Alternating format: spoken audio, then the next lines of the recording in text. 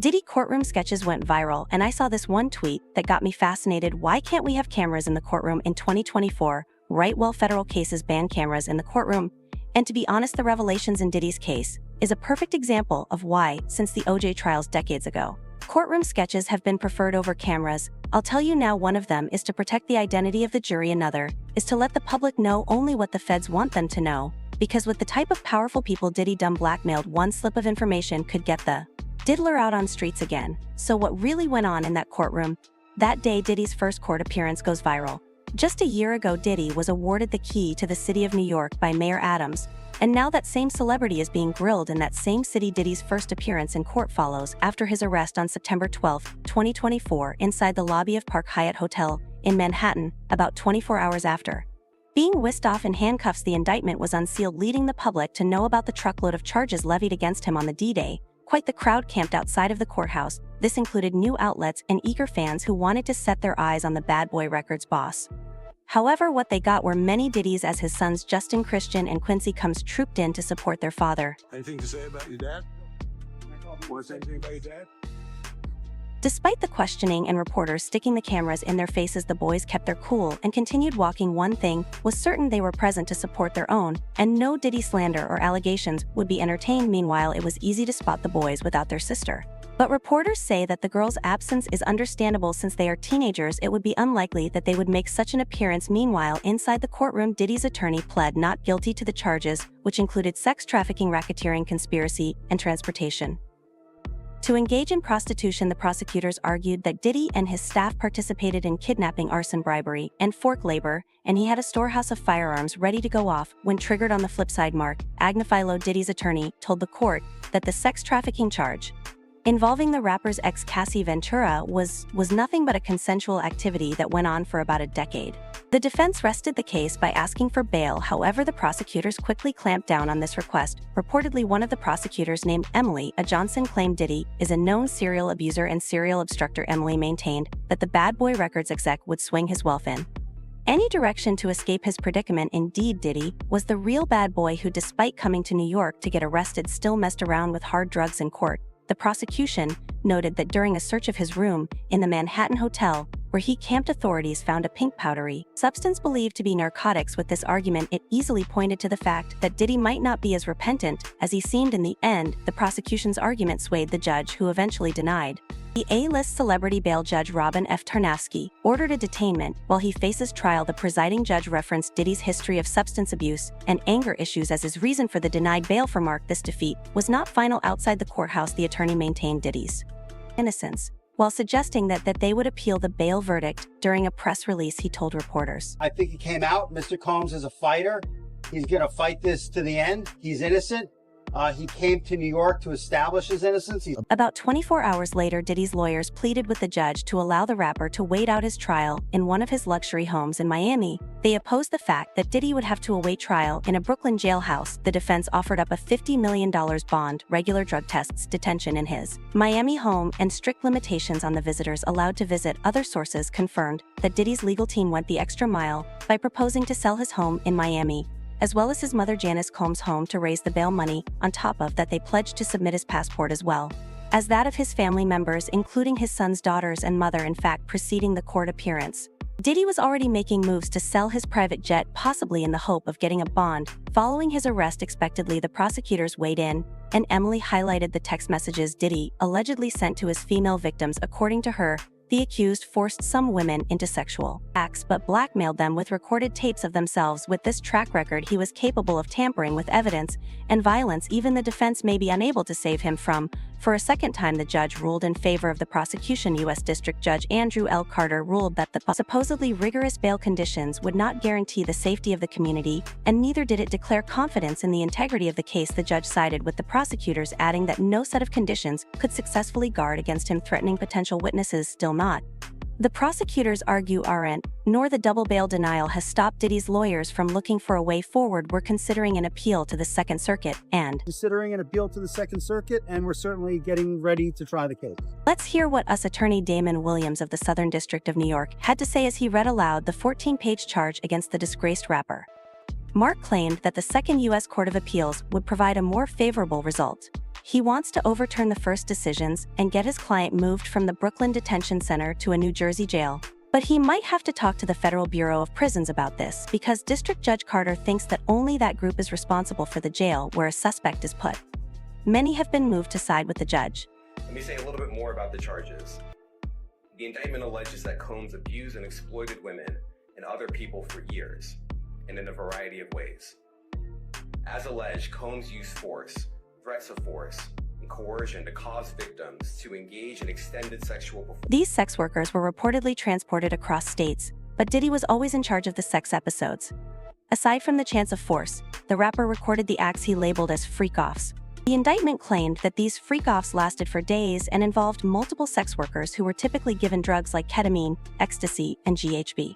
Diddy's goal with these claimed victims was to keep them submissive to his will. Those who resisted or opposed the rapper would suffer from physical, psychological, and verbal abuse. These people had no one to turn to, so they did not know who to turn to, so they did not turn to anyone. Diddy reportedly worked hand-in-hand with others to keep them silent after accusations of these crimes surfaced following Cassie's lawsuit against him.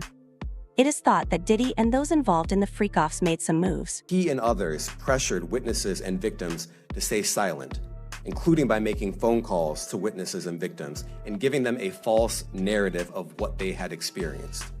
While Diddy was at it, law officers who were deeply investigating the sexual lawsuits also followed up on him. Special agents from HSI led a raid in 2 of Diddy's homes, one in Miami and the other in Los Angeles. They were also allowed to search the rapper's electronic devices inside his home during these warrant executions, which led them to more damaging evidence about the rapper. The law enforcement authorities came into touch with multiple firearms and ammunition, including 3 defaced AR-15s and the large-capacity drum magazine for a better understanding. Although Arkansas's 15s are referred to as a weapon of war, they are lightweight and have been used by shooters in mass killings since the 1950s. As you can see here, this is a drum magazine, large capacity, and it contains, I believe, 59 rounds. I mentioned as well, we recovered 3 AR-15s.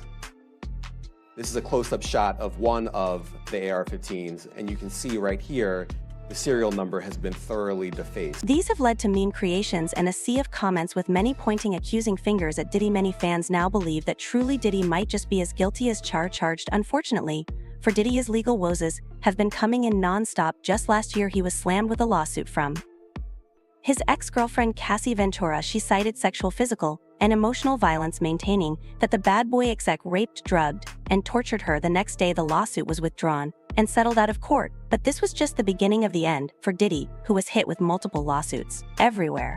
These alleged victims cooperated with the authorities for the investigation, thus leading to the home raid, and now he has been charged with about 10 civil lawsuits. The consequence of all of this, especially since he has been denied bail 2 times, is a probable long sentencing. It could also be 15 years or life imprisonment. In the meantime, none of the reporters or fans that camp outside the courthouse have been able to set their eyes on Diddy, as he hasn't been seen arriving or leaving the court. Nonetheless, the sketches of him in court have gone viral, drawn by Jane Rosenberg and Christine Cornell.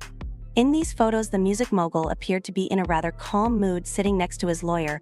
While some fans have blurted out their concerns about how Diddy is being treated, some have made jokes about the issue, especially after seeing the court sketches. A fan tweeted, "It took one SC 000 bottles of paint to draw this." A second commenter added in the second pic, "It looks like his lawyer is saying, but Diddy, we're in court right now. I don't have time to walk to Brooklyn to get you a slice of cheesecake." Insiders say that he sat down quietly as he listened to the exchanges between the prosecution and the defense. While being led away, he rested eyes on his supporters, including his son. Sources say that the rapper then put his hand on his chest.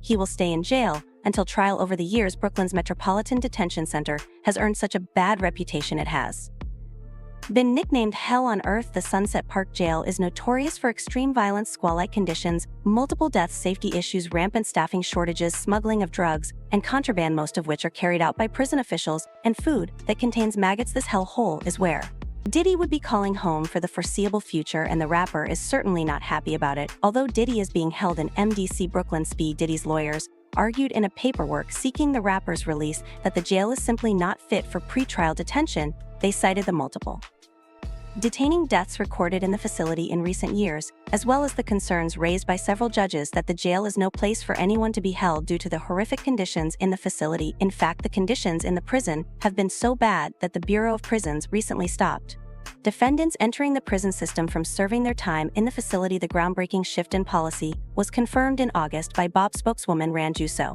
She said effective since August, the Federal Bureau of Prisons (FBOP) has temporarily paused all initial designations to the minimum security cadre component of MDC Brooklyn. The recent development follows an August 5 ruling by federal court Judge Gary Brown, where he threatened to vacate the 9-month sentence of a man convicted of tax fraud if he was sent to MDC. Brown cited the dangerous barbaric conditions at the jail as the reason for coming to this judgment. Brown suggested that the 75-year-old would instead serve his time at a medical facility in Massachusetts. Brown backed up his ruling by detailing instances of violence that have occurred in the detention center, including 2 murders and a brutal stabbing attack that went on for nearly 40 seconds before prison officers finally intervened. These incidents demonstrate a woeful lack of supervision, a breakdown of order, and an environment of lawlessness that constitute unacceptable, reprehensible, and deadly mismanagement. Brown wrote in court documents, as a pretrial detainee, Diddy cannot benefit from this change in policy and has already spent a week in the detention center's special housing unit. Although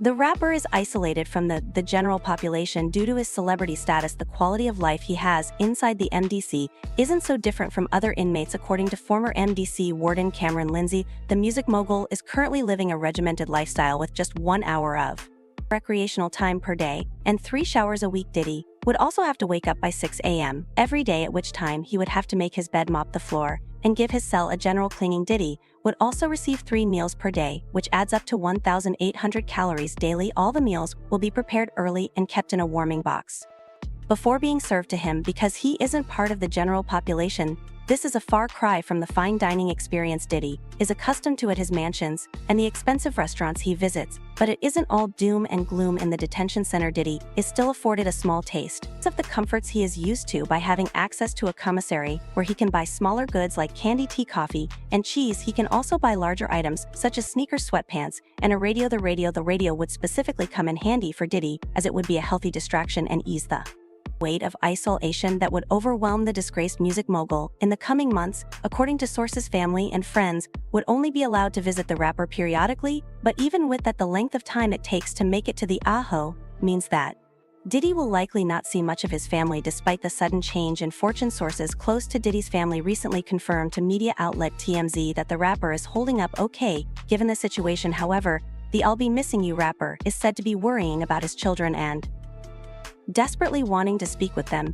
It has been a particularly difficult time for the family, and while those closest to him are still trying to process the whole situation, they understand they need to remain strong for the kids' sake. Diddy has 7 children with 4 different women, while Quincy, Justin, Christian, and Chance are all legal adults. Delilah, Jesse, and Love are still just kids. It remains unclear when Diddy would be allowed to get in contact with his kids, but the strict schedule he has been put on means it might take some time. In the meantime, Diddy has been placed under suicide watch. According to several media reports, the reports claim that the decision to place him under watch for preventative measures, as Diddy is still in shock and his mental state remains unclear to prison officials. According to sources close to the situation, it is not currently known if Diddy is suicidal or how long he would be placed under suicide watch. Unsurprisingly, the news about Diddy being on suicide watch quickly raised concerns amongst his fans, with many of them drawing similarities between this case and that of Jeffrey Epstein, who tragically died from suicide following his detention at the Metropolitan Correctional Center in 2019. Amidst all the confusion surrounding Diddy's mental state, his lawyer Mark Agnifilo recently told TMZ that his client was not at all suicidal.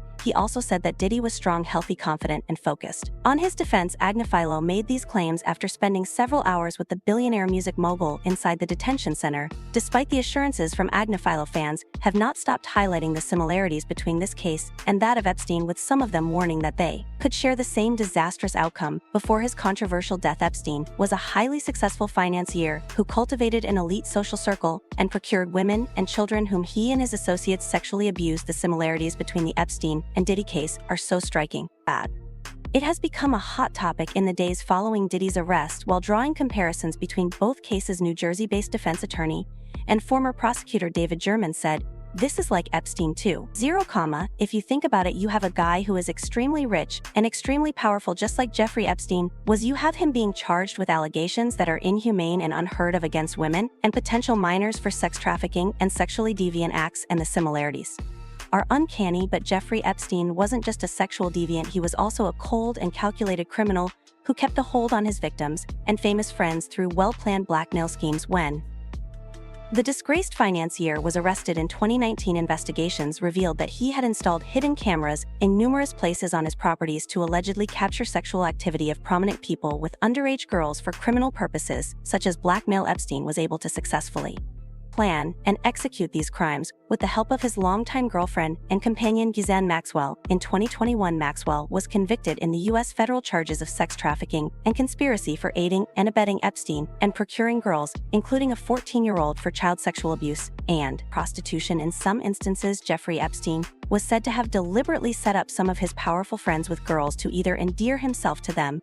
or to possibly gain blackmail information on them at the time of his arrest. None of these high-profile figures were named, even though the media internet were flooded with speculations ranging from names of top Hollywood players to nearly any powerful person who had as much as taking a picture with Epstein. More importantly, Epstein himself once implied that he had blackmail material during a 2018 interview with a New York Times reporter in which he claimed he had dirt on powerful people, including information about their recreational drug use and sexual proclivities. Just like Epstein, Diddy has been charged with sex trafficking and various civil lawsuits against the rapper also accuse him of sexually abusing minors. Furthermore, the recently unsealed 14-page indictment against him claims he installed hidden cameras in his mansions that recorded his victims and celebrity friends engaging in all manner of illegal activities at his freak-offs, including sex with underage girls and illegal drug use. These tapes were used to blackmail these high-profile figures and their victims, keeping them perpetually under his control, according to one of the Homeland Security officials who was part of the team that raided Diddy's homes in May. Diddy's guests at his famous parties were recorded from every possible angle, and the authorities are now in possession of some of these tapes. The federal source concluded that the disgraced rapper is just as bad as Epstein, with there being so many similarities between both cases. Some people believe the two men may have known each other. While there is no real evidence linking them together, there is no telling what may be uncovered or who may be implicated as the investigations into Diddy's illegal dealings continue. As with the Epstein case, many powerful figures are rumored to be somehow tied to Diddy's criminal enterprise, and conspiracy theorists have already begun whispering about a possible plot to silence Diddy before he snitches on his partners in crime.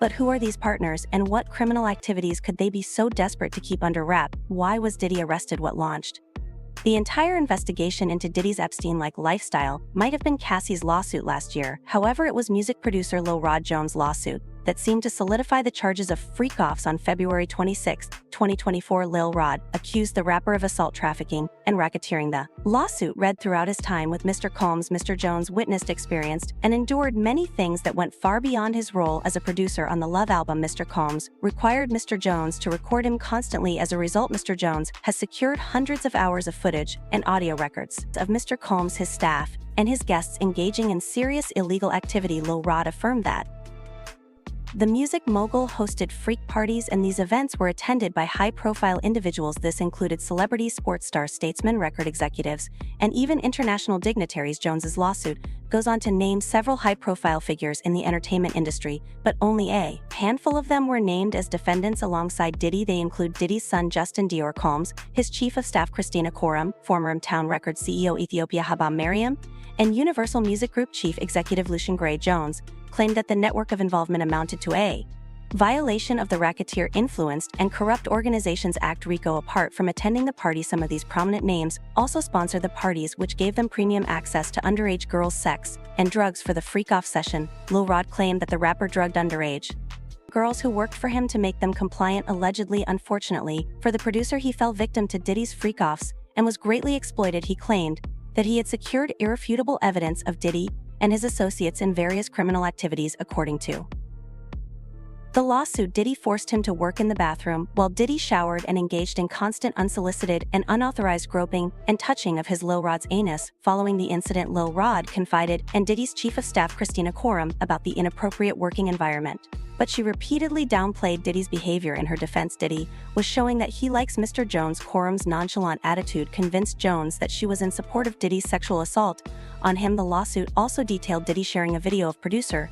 and TV personality Stevie J anally penetrating a white Caucasian male without a condom. This was to ease Jones's anxiety over a homosexual relationship with him. According to Diddy, this was termed a normal practice in the music industry. Jones provided screenshots from the video to further back his claims, and the lawsuit user was also mentioned in the lawsuit. Jones claimed that Diddy specifically told him he had had sexual relations with The R&B singer nevertheless, the singer has moved to distance himself from such rumors. Actor Cuba Gooding Jr. Jones was also listed as a participant in the forceful homosexual acts during a trip on the rappers, yet Jones alleged that he got the feeling that something was off when Diddy suggested to Cuba that he get to know, as evidenced by screenshots from the video. Jones says Cuba Gooding Jr. began fondling his legs, upper inner thighs near his groin, the area of his back, just above his buttocks, and his shoulder. This led Jones to become extremely uncomfortable and proceeded to lean away from Mr.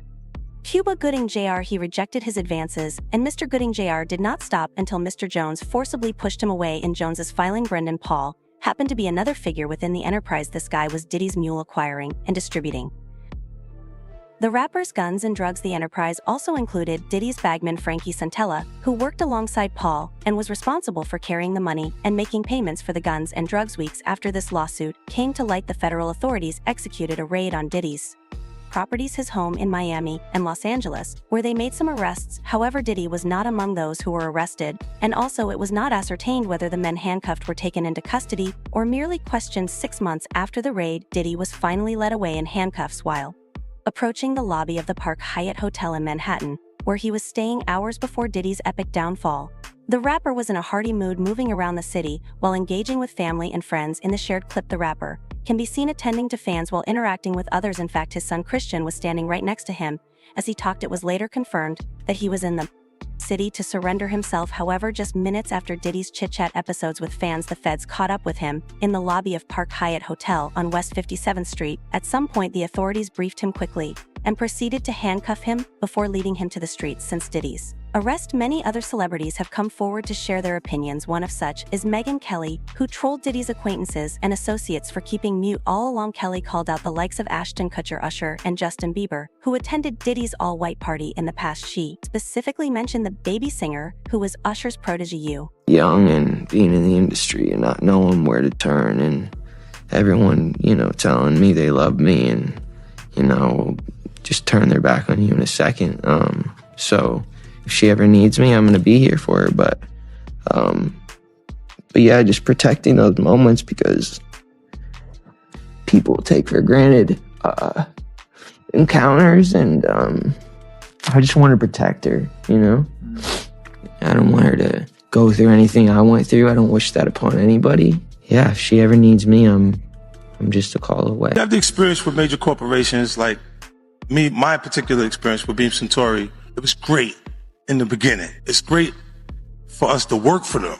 It is not so cool when you start to own things. You see what I'm saying? So I made a lot of money with them too. Like, there's a point, they did a deal that mirrored what Puffy's deal with Diageo was for Ciroc. So he didn't have ownership of that at any point, but he was getting a lot of money, like almost like $60 million a year at one point. So you see him go to De Leon is when you see him have some issues. And these people have really strong relationships. Don't think that the civil case doesn't turn into a criminal case faster because he's making them uncomfortable. That's a big part of it.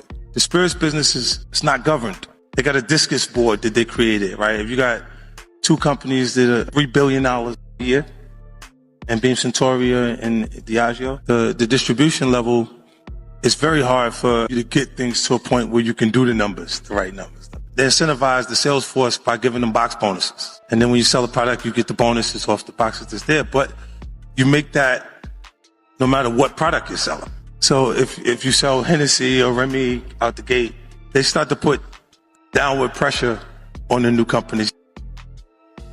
And you know what's so crazy is, bro, that all these stories has been around the industry for a long time. All these industry people know that Diddy been acting like this and doing this. And yo, it's a lot of stories that goes around in this industry about not just him, other people. Jimmy Iovine. Ain't nobody talking about Jimmy Iovine. He got sexual charges and everything on him. But he got those publicists that's keeping it out off of CNN, is keeping it off the major news reports. Nobody's talking about that. This is something that goes on, man, that they're gonna push up under the rug, and a few years later, Bad Boy 5, 6, 7, 8 will be out. Man. And you know what's so crazy is, bruh, that all these stories has been around the industry for a long time. All these industry people know that Diddy been acting like this, and in the studio, he said, yo, I'm gonna drug their ass off and pick them up and pip them out to my 50 posting a sweet picture of him and Drew on Instagram, but the caption tells a different story. I have a lot of fun. Here I am keeping good company with the Drew Barrymore show, and I don't have 1,000 bottles of lube at the house. Tupac and Biggie. I think both of these dudes were assassinated in some kind of way. More Biggie than Tupac. I think Tupac might have got killed by a dude that they, had an incident with earlier that day. But Biggie's seems a little JFK. Governmental to me. Yo, man, he told me he should have saw this coming with Cassie and the way he treated women when he slapped his mother. And I was like, he did what? Yo, I did it. Told my he want receipts. Let's start with your mother, nigga. Your mother got the receipts. Everything is in your mother's name. That's the one who got the receipts. Cassie, I will advocate for you. Because, see, I know something that a lot of people don't know. I know that you and Kim Porter had a sit down right before she left us. Decided to do the book because I'm not a rapper, obviously, or anything like that. But I've been in the business and been around the business. I mean, in the beginning, like the first 3.5 years, the first 3 4 months, he was really nice. But then after that, he started being A new civil lawsuit claims Sean Diddy Combs repeatedly passed off dancer and adult film actress Adria English to be by partygoers during events at his New York and Miami houses between 2006 and 2009. Puppy's like oh shit, man. What'd he say? To describe Puppy in one word is it's jawsaw. Worse, way worse. Wow. Are you kidding me, yo? Like penetration pictures and Nah. What are you doing? Just having a little drink before my car picks me up.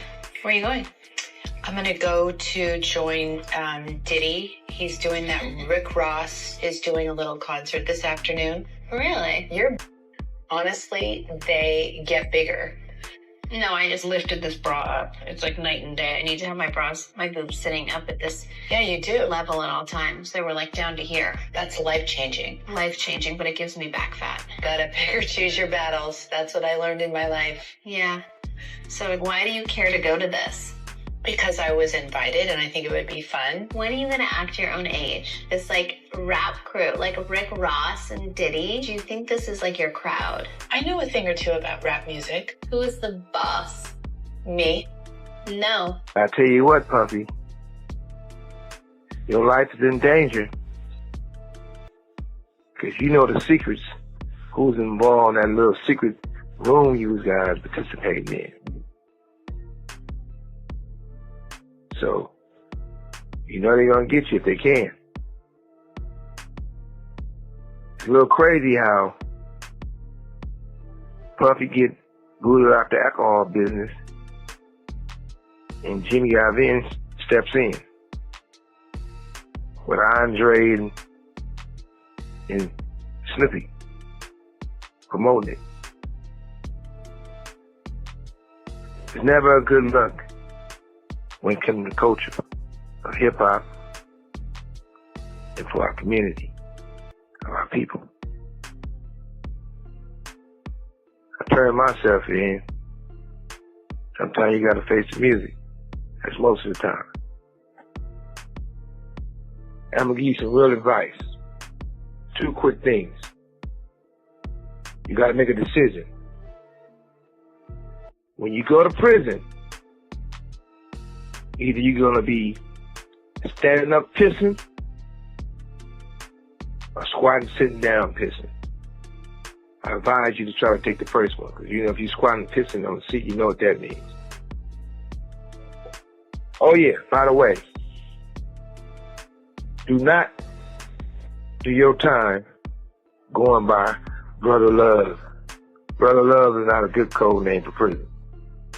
I'm out. What they're looking for, because it was going on the premises of sex, they're looking for pictures of girls that may appear to be under a context, like they in a act. That's what they're looking for. So now they're gonna go through all those devices. If somebody got any kind of weird fetishes that they got little kids or little girls or something like that in any kind of pictures or any kind of photos that they took out of there. Pretty crazy. 14 years old. You're a dad now. Would you ever send your kid to puppy camp? Hell no. See, we're actually the first ones here with about 30 different law enforcement vehicles at least. There are 3 Bearcats on scene here. This just all unfolded, Sandra. I was actually the first ones here with about 30 different law enforcement vehicles at least. There are 3 Bearcats on scene here. This just all unfolded, Sandra, I would say. What they're looking for, because it was going on the premises of sex, they're looking for pictures of girls that may appear to be underage. And yet nobody said, but did he get arrested finally and get the book ready to be thrown at his very, very, very dancing feet? They're going to be his feet with that law book. It truly is about the Benjamin, as we see. Oh, yes, he's glittering. It truly is about the Benjamin. Yeah. Well, now, when we come back, we're going to talk more with Puffy, and if you want to hang out, more than welcome to stick around, my brother. Oh, man, all right? We'll be right back with more right after this. And then Nikki recorded that at the freak off in the Calabasas. She been waiting to drop that shit on Meek. Arrest of a former SU basketball walk-on player, Brendan Paul, who's part, police say, of a trafficking investigation of rap mogul Sean P. Diddy Combs. Paul is accused in court documents of being Combs' drug mule. LeBron James comments on P. Diddy getting arrested and basically saying that he had a weird feeling today was the day the feds will actually catch up to Diddy. I guess we can all confirm that LeBron James was the anonymous tipster that gave him. No. Yo, I'm gonna keep it a glass of water, y'all. This is nasty work. Y'all remember before a couple months ago that we saw that LeBron James was saying, ain't no party like a Diddy party. Some people will say that LeBron James should go to jail. Chill out, y'all, alright? We all know that this is a troll post. Well, it is actually true that P. Diddy did go to jail, though. But I mean, about LeBron James' whole situation is crazy, and that's lies. But it's still funny just to see that. Really, y'all let me know how y'all feel about the whole P. Diddy situation and LeBron James. But you Ray Snow, what's up? I'm not. Kiala, about Sean Puffy Combs, a.k.a. Diddy, spinning. I mean, this guy is a master promoter, okay? And the allegation is that Combs aided and abetted his son in this attack. This is incredibly disturbing footage, so I do want to warn our viewers, as you did. But as you said, Cassie's lawsuit, which was filed in November of 2023 and then was quickly settled overnight, it did open the floodgates. But in that complaint, Jake, she details an incident that she alleged happened in March of 2016 at a hotel in Los Angeles, physically assaulting Diddy. Now our team in the LA Bureau, we have got our hands on that surveillance footage, and it appears to corroborate Cassie's claims identically. Made a bail appeal to Judge Carter. It did not go our way. The fight continues. We're not giving up by a long shot. I told Mr. Combs I'm going to try and get his case to trial as quickly as possible. I'm going to try and minimize the amount of time he spends in very, very difficult and I believe inhumane housing conditions in the special housing unit of the Metropolitan Detention Facility. So do you think Puffy was involved in the shooting? Only they can answer that question. Right. I have my own opinion, but I wouldn't slander their name like they did mine. Right. I wouldn't say things that I knew, you know what I mean? Mm-hmm. I believe so. I do believe so. I have proved things that I could say that will back up my claim, but this is not for the world to know about. Right. You know what I mean? It's between me and him. And you know, that's the only thing that makes this become an issue to everybody. Because you seen what I said in the Vibe article. I basically bowed out and was gonna go ahead about my life. The next issue, that wasn't even the next issue because them cowards waited about 4 issues before they got their story together. 4 issues later, half of New Yorkers commenting on me shot. And before, they was all like, we didn't see nothing. Mm. In the first issue, read it, Vibe viewers. Nobody seen it. The 4th issue, when they came back with a reply, everybody knew what I did. They knew what I said. I was acting. Who gets shot 5 times in acts? Oh, I didn't get shot 5 times in A vision. I only got shot once because they found the bullet. The police found it, but now they the cops. Now they doing detective work. They found the bullet. Oh, you found the bullet, huh? So what is this other shit in me then? What was the doctors talking about? What? Can you explain these other holes in me? How'd I get gunpowder all over me? That insulted my intelligence. So yes, I did say Thug Life was there. Yes, I bowed out, all of that. But when they said that, they breathed new life in me. Yeah. And Thug Life not only became a rap group, but it became a way of life for life for me. Okay. Because they disrespected me, my name, my family, what I had been through. They said that I couldn't be in pain. Yeah. I could not feel, I could not be heard. Is there still a beef going on with you and Biggie? It was never a beef. It's only a difference in opinion. Right. To me, if I like my homeboy should have gave me the best advice I could ever give from anybody. He said when people ask him if he's beefing with Bad Boy with Puffy, he says like me going to a playground and picking on a little kid. Right. That's like me being mad at my little brother because he getting cash now. I'm not mad at that. I'm just mad at my little brother when he don't respect me. Yeah. Now when you don't respect me, I'm gonna spank your ass. I don't give a bitch you got on the block. I'm your big. It's craziness, man. And you know what's so crazy is, bro, that all these stories has been around the industry for a long time.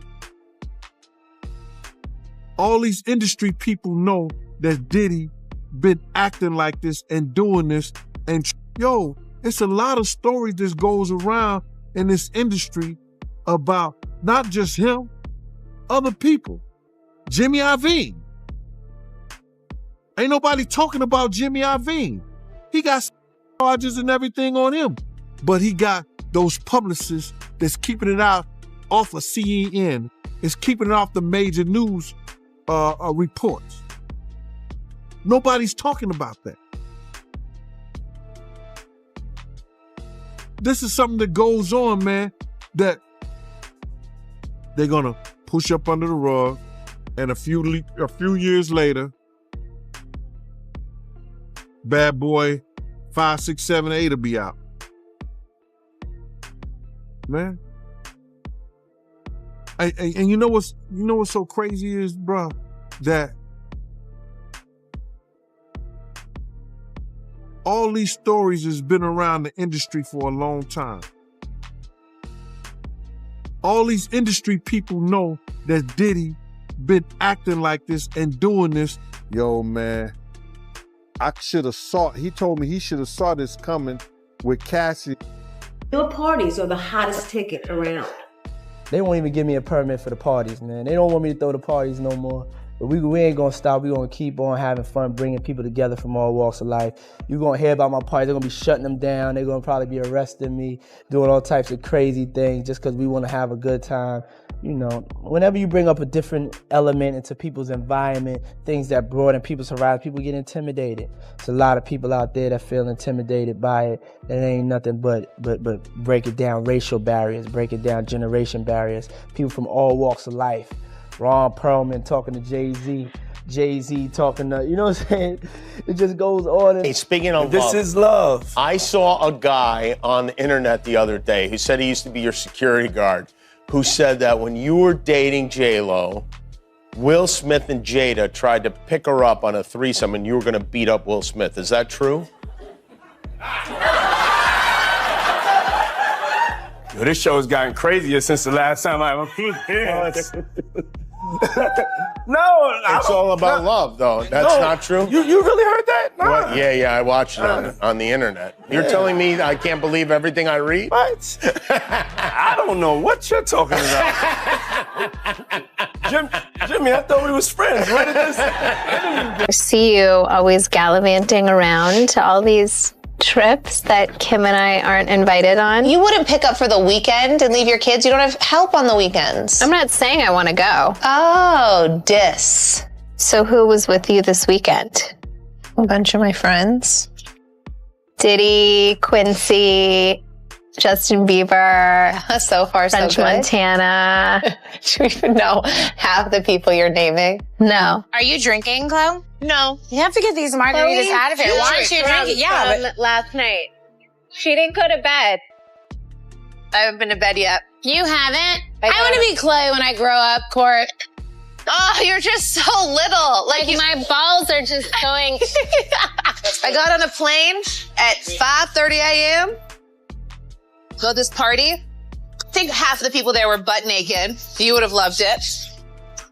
Some dudes belong in jail based on what they do and how they do it. We know that to be true. And it's just this situation, man, when they get down to all the facts and all what happened, he may belong in jail, bruh. And that's not my doing. That's not Cassie doing. That's his doing and his learned behavior from the people that mentored him. You gotta realize, man, he learned from Andre Harrell. He learned from Russell Simmons. He learned from Clyde Davis. You understand? When those people are telling you that they were heavy into the drugs, they was heavy into beating women and doing things at that age, at that crazy stage, that's gonna make him think that he could get away with the same thing that they was getting away with back then. You understand? The things that he was saying, you know, the touchy-feely.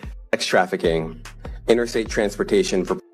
The indictment alleges that between at least 2008 and the present, Combs threatened and coerced victims to fulfill his desires, protect his reputation, and conceal. Aubrey O'Day isn't holding back her thoughts on Sean Diddy Combs' bombshell legal troubles. Aubrey noted in a social media post that she feels hope that Diddy's case marks a long-awaited turning point, writing, "The purpose of justice is to provide an ending and allow us the space to create a new chapter. Women never get this. I feel validated. Today is a win for women all over the world, not just me. Things are finally changing." Music mogul Sean Diddy Combs has been arrested in a Manhattan hotel this evening after a grand jury indicted the music mogul. Combs had been living there for several weeks. A person with knowledge of the investigation told NBC News the arrest was based on a sealed indictment brought by the Southern District of New York. His attorney tells CNN that he is currently being processed. The charges are unclear as of this moment.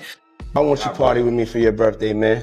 We partied for my birthday before. You came to my party. No, but me and you ain't never really partied. Diddy party stories, they're our favorite genre of anecdote, if you have one, yeah. Wow, okay, I've got a lot I can't tell. So, I can't tell that one either. I mean, I'm like actually cycling through them. Well, we still have some time to go, you know, I can blow it here. Okay. I'm gonna inspire when I had nothing in me to give. Like, I let one human being make me so low that, like, I didn't even remember who I was. I was scared to get in the studio. Like, I didn't believe in myself. All of a sudden, in Miami, I started catching a vibe as soon as I went to Miami. Like, as soon as I changed locations, started catching a vibe. And then one day I got the vibe, it's time to go to New York. And you were there and you saw what was happening and it started being incredible. Coco Chanel, Miami, Good Form. All of those things just started as mumbles in the studio in New York. the first time you met Justin Bieber, this kid comes up to you. He's not Justin Bieber yet. He's just some kid. And he says, I want to sing for you. It was at the studio of Jermaine Dupri's. I said, why don't you set up a meeting between me and your manager? I'd love to meet with you and do this in a formal setting. I'm late for an appointment with Jermaine Dupri. Right. And I don't want to keep him waiting. Let's just do this the right way. And then you have him come to audition for you, right? Actually, there were a few people. My wife at the time. Right. It also was Perry Reed, L.A. Reid's first wife. So you were all sitting in a room somewhere. We were in a room. Yeah. And I showed her the video. And Perry says, are you crazy? You better get down there and meet this kid right now. He's amazing. When all these dick pics come out and all this stuff with Bieber's, are you the mastermind behind that? Say, listen, show off your big and people will come to those concerts. Or are you sitting there? Is that the kind of managing he's doing? Usher, are you sitting down with him and saying, yeah, or leave it in your pants? I mean, do you sit him down and say, look, part of this is PR, Hey, man. by the way, he does have a brain of his own. Yeah, but were you shocked at the size of his Hey, listen, he has a mind of his own. What he chose to do with his is his prerogative. He's managing that aspect of his life. But Usher, is somebody... I have nothing to do with Justin Bieber's private parts, man. Come on. Say it. I've been to a couple Diddy parties. Now, I'm risking a lot by saying this. I've been to lots of parties. I've been to Jamie Foxx. I've been with Snoop, T.I. I've been to lots of places. What I will say is that one particular party, lots of big names. There was an artist there who said, hey, Lecrae, around 1 a.m., make sure you're not here. And I was like, what? You just don't want to be here at 1 in the morning. And I was like, now my pride kicked in, like, yo, you don't know me. Like, you know what I'm saying? Like, I can handle myself. Like, I'm not some little church boy who ain't never seen nothing. Like, I'm good. Like, you know what I mean? Like, what you talking about? Well, it's probably 12:30. I'm downstairs. I go downstairs to the studio. I come up out the studio and I'm headed back upstairs to like the main area where everyone's kind of congregating and hanging out. And the music changed. It was like really hard and heavy at first. And then, like jam and dancing music. And it was a little softer. It was a little more sensual when I came out the studio and started going upstairs. And on my way upstairs, there's like this couch. And on the couch, I saw a couple of guys really going at it hard and heavy. And, man, and I was like, oh, my brain, I'm thinking, well, this celebrity party, people do what they do. As I started moving upstairs, I passed them up and I noticed that it wasn't just those two guys. It was more and more people just going at it. I was like, okay, it's time for me to roll. I'm going to grab my stuff and I'm going to get up out of here. I did not know that's how this went down. So was that shocking? Absolutely. Was I forced or coerced into anything? I was not.